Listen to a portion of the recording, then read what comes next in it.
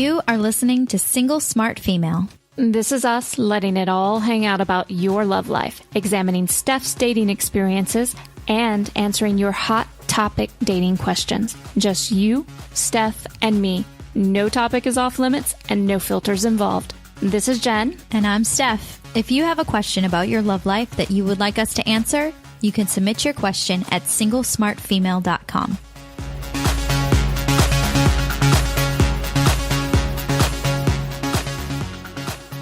Hello, and welcome to Single Smart Female.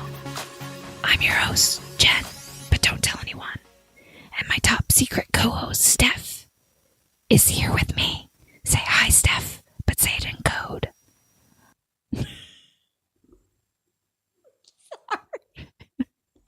She'd like to say hi, but she's a little... I don't know code. She doesn't know code. Okay. Regardless of the fact that she doesn't, we'll forgive her for not knowing code. Welcome to show 41. This is your host for real, Jen. My co-host, Steph, will read our listener question today. Yeah. Juicy one. Very juicy. And it comes from Miss Lincoln Lover. Which, why do you call yourself Lincoln Lover? Who is Lincoln? Who is Lincoln? Are you a history buff? Is this your city? Is it a man that you can't stop thinking about? Tell us, who is Lincoln Lover? Okay, back to the question. Okay. I keep meeting these great guys, and they take me out to a restaurant or a fun place for a first date. We have great chemistry, and they always ask me for a second date. But the second date is always, want to watch a movie at my place? And then I either don't hear from them after our second date because I actually watched the movie, or every date after that is hanging out at one of our houses watching the game or a TV show. How do I establish to a guy that I'm more than a movie night? Or politely recommend a different activity that doesn't have a bed nearby? I have only had one serious relationship, and it lasted for 2.5 years. We broke up over a year ago, and since then, it has been very difficult for me to trust someone new. I want to be in a relationship, but I am terrible with cues. I start out very confident and sexy, which attracts men to me. But then I'm so excited that they like me back, I focus on them and scare them away. That's pretty much what happened with my most recent summer fling. He started out thinking I was the cool, chill girl when I was still dating other people. And then I became the let me be your wife girl when I wanted to be with him 24/7. I knew I messed up when I listened to your podcast. I wasn't myself toward the end of the relationship, but I got back on the horse and have started mantourage dating. Your words have really helped me, but I'm still struggling with how to signal to men about the second date part. Miss Lincoln Lover. Well, Miss Lincoln Lover, we are going to help you with that today. In fact, I want to see, and I have a good feeling about this, really good feeling. I want to see what a great student Steph has been. And I want to pass the wand to her. I'm actually handing her my pen. It's not my wand, but she took it anyways. And I want to see what advice she gives you today. Well, Miss Lincoln Lover, I do have to say that because this is a second date situation, it makes it fairly simple fix. So right off the bat, when a guy invites you to watch a movie at his place, here's what you can say. Actually, I would love to see you again. Why don't we fill in something interesting that you want to do? Mm-hmm. Or you could say, wow, cuddling up and watching a movie with you at your place sounds like a lovely thing to do on our, fifth date. There you go. Goodness. You're doing great here, Steph. Keep going. These are great responses. I know you can do better than that. Okay. Let me fill in the blanks here. See, essentially, Miss Lincoln Lover, it is your job. A guy is going to, of course, he's going to respond with something like that because a man's response to your beauty is that they want to have sex with you. Mm-hmm. Plain and simple. They like sex with you. They want to have sex with you. They want to explore you sexually. And the more okay you are with that instead of being mad at them. It's not my favorite thing they do, by the way. I'm like, can you be a little more creative sometimes? But I'm also not surprised when they do it, nor am I mad at them for doing it. So if you can move past that piece of it, just understand all you have to do is redirect their attention and establish a soft but firm boundary, a fun but playful boundary. You can say any of the lovely things that Steph just said, or you could also say something like, you know what? That sounds like a great idea, but since we're still in the beginning stages of getting to know each other, I would feel more comfortable if we had a date that wasn't inside one of our homes at this point in time. At that point, this is also a good way to establish whether a guy is even worth your time. If he's not willing to go on a second date elsewhere from his place, then there are very few guys I say kick to the curb, but that one would be one of them. Just, he's not worth your time to wait. I mean, if he can't respect something as special as a sexual boundary, then you don't need to focus any more attention on him, and just dismiss him and free him to the overly sexed masses. You'll find somebody that will have no problem with respecting that. Now, a lot of times when you do end up just redirecting a guy's attention by saying, hey, I'm not quite there yet, I'm not that comfortable with that, you'll be very surprised at how they'll step up and say, oh, well, okay, let's do this or this. But a good thing to have on hand, Miss Lincoln Lover, is a list of activities you'd like to do. And you can rate them. And we've talked about this on previous podcasts, but you can rate them too, meaning put them in different monetary categories. Yep. So something that you feel would be great for a second date or a third date, a fourth date as you're getting to know each other.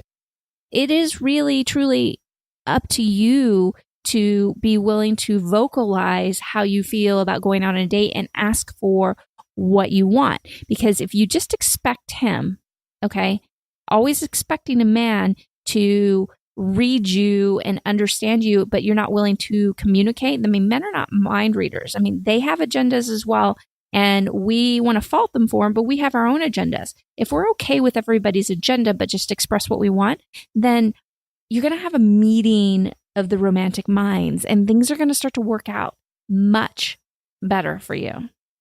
Another thing that I like to do, and this can happen sometimes, like, okay, want to watch a movie at my place, clearly he probably wants to sleep with you.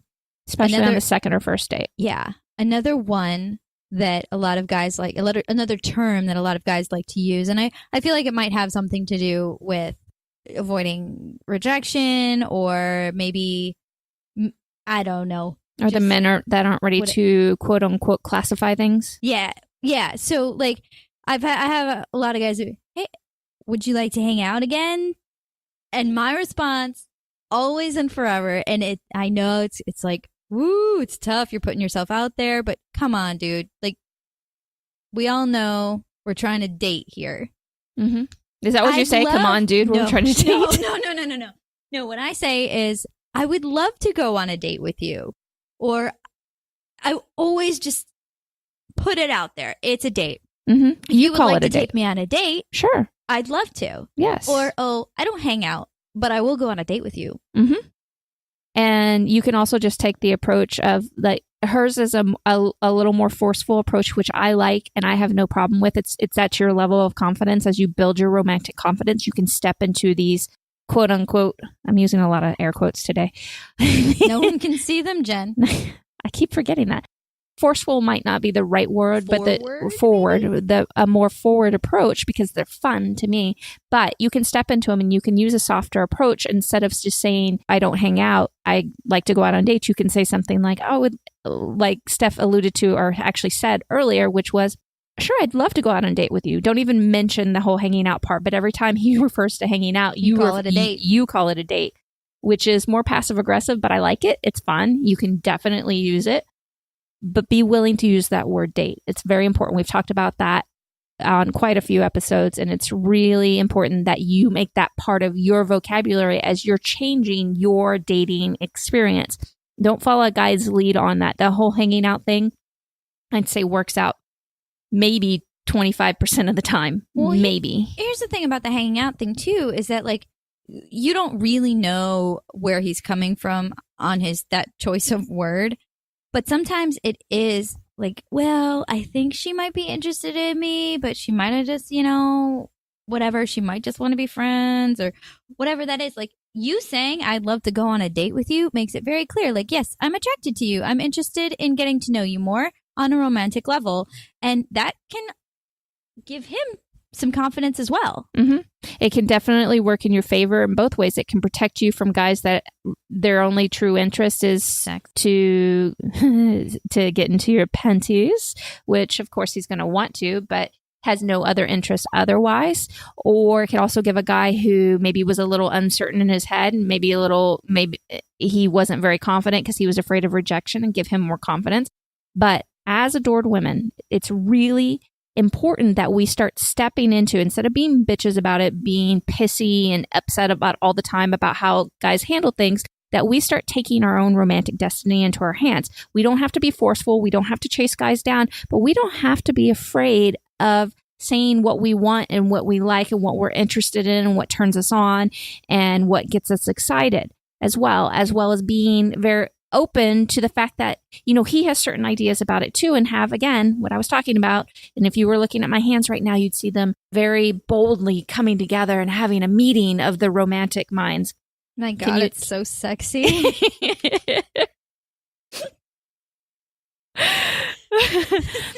Because in the meeting of the romantic minds, you, as an adored woman, are going to start to inspire him to up his romantic game with you, because he's going to realize how special you are. Adored women, to be honest, are few and far between. We all, as women, we all have the opportunity to become them and step in that role, but most women are more secure in their insecurities. Mm-hmm. They would rather play small romantically and stay there for years upon years upon years than step out of their comfort zone and step out of that having to feel like they have to be a bitch, because you don't have to be a bitch to be a strong woman who knows what she wants romantically. You can have a lot of fun with this, and you can really change the whole dynamic in dating and love. Women, hands down, every time, are the most powerful influence in romance.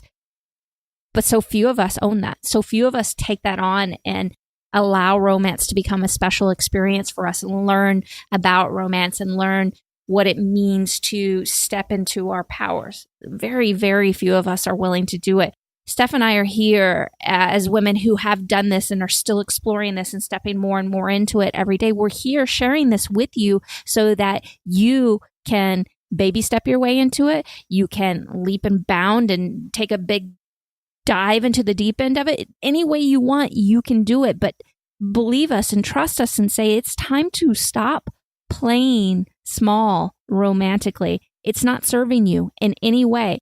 We do it because we feel more protected that way. And the only thing it's doing is pushing your love life further and further away from you. With that said, Steph, Miss Lincoln Lover said something that really was like fingernails down chalkboard for me. I know what this is. Yes. Can I say it? Yes. The cool chill girl. Oh my God. I almost lost it. I know you didn't mean to. I get it. Yeah. Don't ever worry about being the cool chill girl. Don't ever worry about being that. I spent years trying to be the cool chill girl, the low maintenance chick, and it never worked. No. Never. Okay? I'm not asking you to be a high maintenance bitch or anything else like that, but do not, I repeat, do not worry about being the cool chill girl. It doesn't serve you romantically either.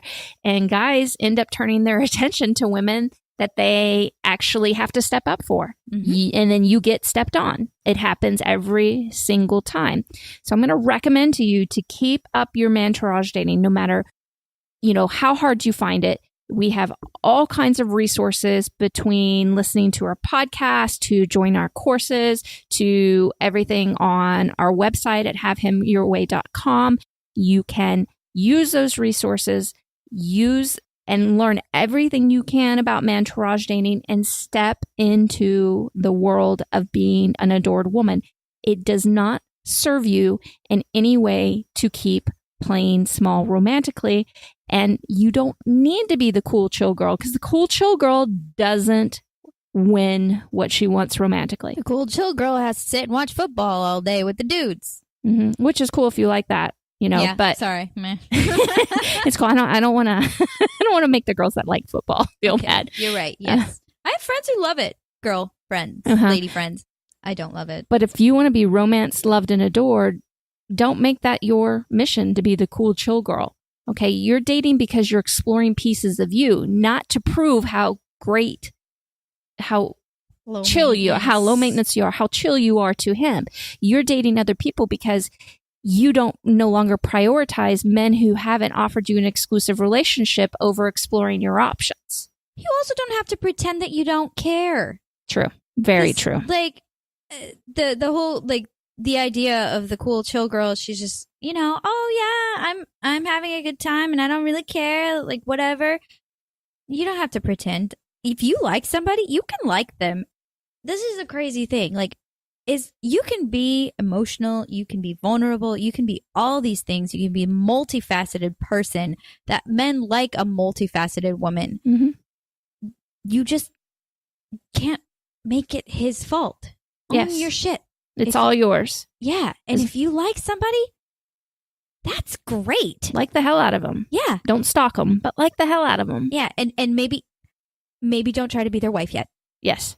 Take your time. Remember, you need to explore your options. Mm-hmm. You said you haven't really dated all that much, been in too many relationships. It's time to explore your options, because if you're going to spend years and years with the same man, make it a good choice for you. Yeah, make it a great man. There are lots of great men out there. Don't just take whatever comes along right away.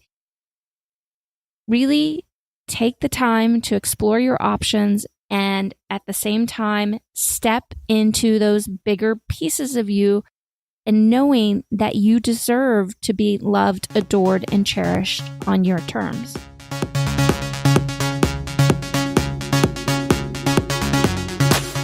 Today's show is sponsored by thecouragekit.com. Are you tired of meeting craptastic men, going on craptastic dates, and feeling craptastically inept at dating and love? Let us rework your dating experiences, single lady. Fun, pleasure, and magic included. No experience required. We'll see you at thecouragekit.com. Hello again, single smart female. Welcome to another favorite segment of mine. If you don't know already, that would be updates on Steph's love life. Now, the last time we talked to Steph about updates on her love life was in show 39. And before that, in show 36. So we've been talking a lot about Steph's love life lately, and it's been so much fun. Steph, tell me, what the hell's going on in your love life? Tell me now. Oh my goodness. I think we left off with like a little interesting story I had going on, but I about the guy that showed up at my door at 2 a.m. Oh, yeah. You definitely need to go listen to that story. That would be show 39. And then, which we're going to update today, updates on Latin Lover. Latin Lover. Uh-huh. Be still my beating heart. Oh my gosh. Okay. Yes. So several shows ago, I'm sorry, I don't know the show it was. Okay. 36? Was it 36? It was okay. 36. It was show 36, I told a story about how I went to visit Latin Lover. And you guys had not talked. You were back and things weren't as pretty as you wanted them to be. Yeah. There were a few instances of like inklings of another woman and blah, blah, blah. Anyways, we hadn't talked for a while after I got back. And I felt like I hadn't said what I needed to say when it came to. Just so you ladies get a visual right now, she's gritting her teeth as she's telling me this story. It's true. It's true. Yeah, I felt like I hadn't said what I needed to say regarding said situation. So I reached out to him and I sent him a text laying it out in a way that... We're talking about the hair ties, right? We're talking about the hair ties. Yes, the hair ties. Mm-hmm. So I sent him this text basically owning up to the fact that I wish I would have said something when I saw them originally. It really hung me up for my trip. Yada, yada, yada. Anyways, I didn't yell at him. I wasn't blaming him. I was actually saying, like, I wish I had taken some responsibility for my feelings and acknowledged them while it was happening versus holding on to them and now being really frustrated with the fact that we are where we are. And he called me immediately and had like... He's super apologetic. Yeah, he was super oh, man. So can I tell this next part? Sure, go for it. Normally I let Steph tell these stories, but I have something to interject here that is really important. So come to find out, you know, the way Steph told the story, it was reasonable to conclude that he was seeing another woman based on the hair tie scenario next to his bed. Well, we were both wrong. Extremely wrong. And in fact, these hair ties actually belong to one of his good guy friends who has longer hair, right? Yes. Damn the man bun. The man with the man bun. The man with the man bun. Yeah, he's like, as great as it would be to have multiple women in my bed, I most certainly do not and have not. And I was like, wow, really glad I said something. Okay, so this is really, truly important. We have to say this because this happens so frequently. We as women misinterpret a lot of stuff that's going on with men. We think we know, we make up a tremendous amount of stories, and I've been guilty of it. Obviously, Steph's been guilty of it. We've all been guilty of it. You have to stop reading things from your jaded perspective of stuff. We assume we know everything about men. The truth is we don't. Okay. And that's one of my job that I'm supposed to be helping you with. But the truth is sometimes I can even fall victim to it. And what I should have said is there is a chance that this is not his. But no, I went right into the story and just assumed the worst with it and then tried to help Steph from there, from the perspective of being the worst, not even realizing that the possibility did truly exist. And I know it exists, but I didn't even, it didn't register enough because I went into the story. I stayed there in the story, down in the trenches with her, that it was possible that this wasn't a woman's hair ties. Yeah, and I really, you know, now that I realize I borrowed Man Bun's hair tie out of spite, I just feel like he would have genuinely let me use it. Yes, he probably would have. He would have probably said, hey, can I use your hair tie? Yeah, sure. Yes. So that was super interesting. Does he speak Spanish? Oh, no, I don't think so. Okay, so I can't say claro que sí. Yeah, so that's a big update. That's a big update, yeah. And actually, after that, we picked up again in our communication, and things were good, really good. Like, not. What do you mean were? Are. I'm sorry. Okay. Are. They are good. Okay. Yeah. I've had a shift. But. Let's talk about your shift. Okay.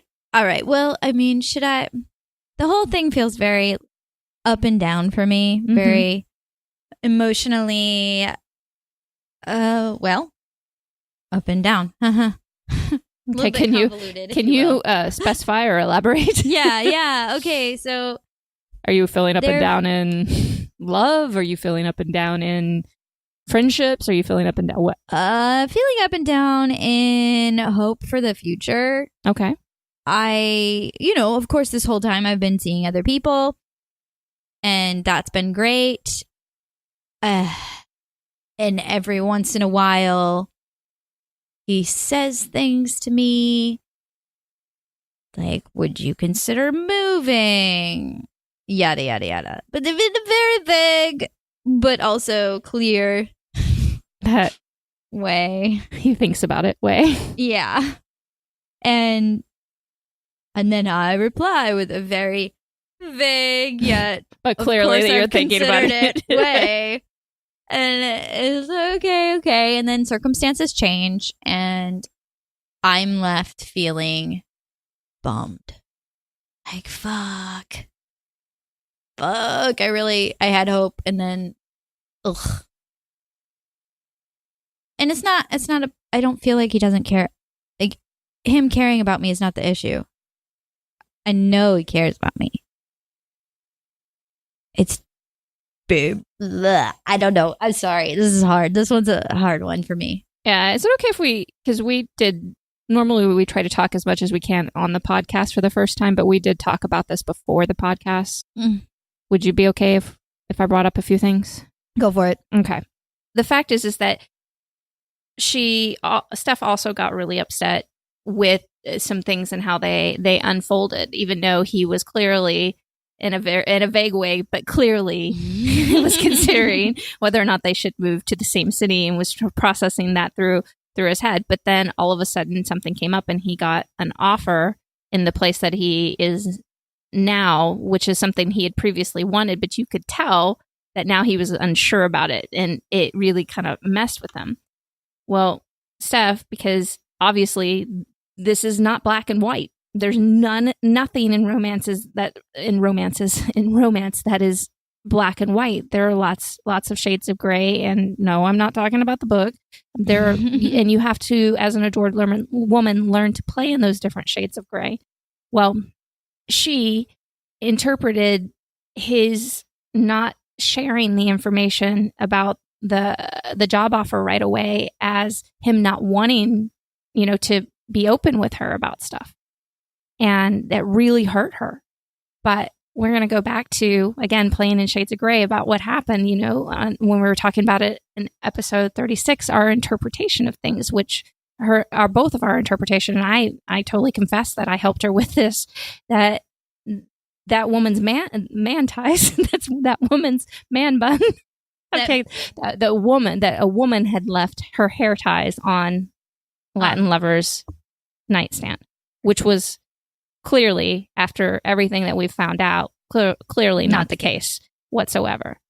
Well, as I was interpreting this situation for her, which is, I was finally more on point than I was in that last conversation, it was very, very clear that he really cares about her, and he's definitely considering how do they make this more official, but he's also, got a lot on the side. And so he didn't bring the fact that he was finally offered that job to her right away because it didn't feel 100% right.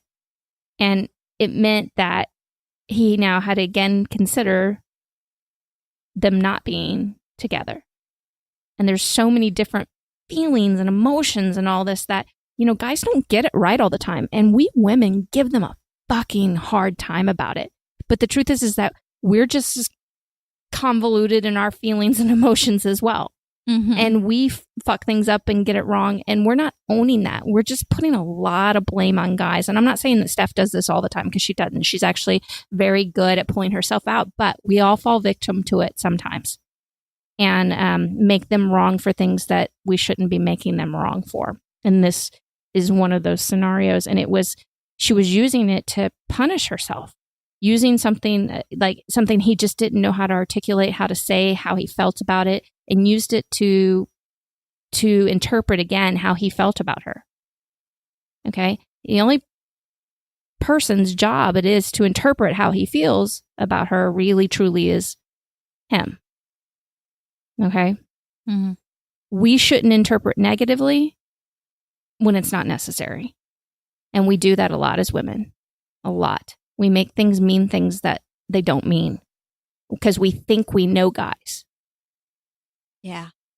But just as men don't really truly know us, we really truly don't know them. Although I must say, I think I speak some pretty damn good manese. Sounds like mayonnaise. Manese. Manese. I interpret well. And I think I do a really good job of that. But there are going to be mistakes made. That's just, those different shades of gray. This world is complex. Humans are complex. Emotions are complex. Life is complex. And it's okay that we don't know it all. So that being said, let me preface this. So throughout this whole time period, I've been very much still interested in Latin Lover, but also enjoying Mantrage dating. Mm-hmm. And I have legitimately enjoyed it. One thing that I have noticed, though, through the line of men that are lining up to date Steph, that I have been dating, I have not wanted even the idea of getting sexually or physically intimate with them, aside from kissing, has been very, very unappealing to me. And I feel like that has something to do with Latin Lover. Me on some sort of subconscious level, not wanting to go there with anyone at all. Anyways. So that being said, now let's fast forward to my newest excursion. More updates on Steph's love life by Steph. Oh no, a name. I need a name. We'll call him Magic. Ooh, yes. Okay, so Magic, a man I met on Bumble. We boomed on Bumble. Sorry. Go to show 38 for a great story in segment 2 on booming with Steph. It's gonna be my new tagline. Boom with Steph. Do you boom with Steph? So I went on a first date with Magic, and just me being real here, he was fine and I enjoyed myself, but I can enjoy myself with basically anyone. She's an adored woman. I'm an adored woman. And, so the date itself was good. But as far as like fireworks or, oh my God, I really need to see this guy again. None of that was really there. And then he walked me to my car after our date. And I remember thinking in my head, like, I think he's probably going to try and kiss me. Am I okay with that? Like, this is a fucking story that goes through my head. Like I'm talking to myself. Am I okay with that? Yeah, I think I'm okay with it. It should be fine. We need to talk about the schizophrenia next. Let's just give it a shot, So he did. He kissed me. And oh my effing God, it was amazing. It was the most amazing kiss. And I mean, without being too vulgar, it was like a direct line from my lips to anyways. My neck, my back, yes. And I was... This is an explicit podcast, just so you know.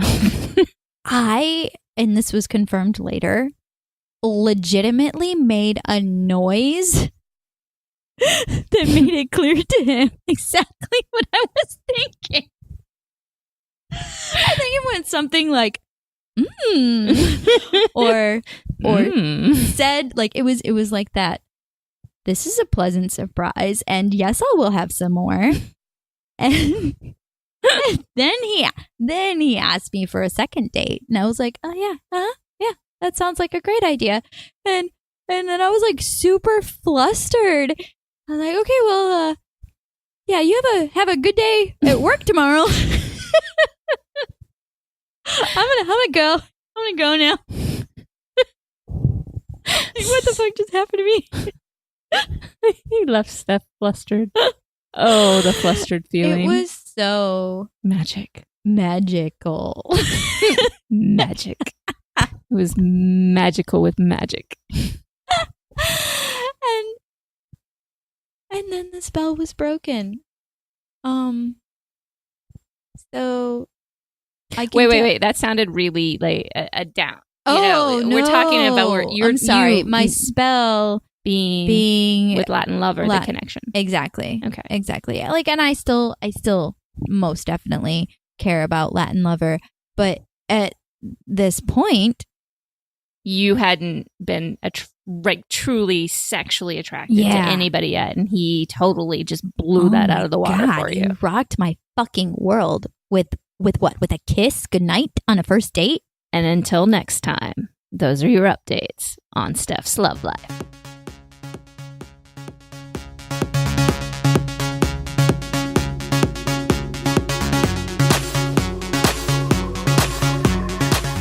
Okay, lover girl, it's time for the final thought on today's show. Being his low maintenance lover is never the way to his heart.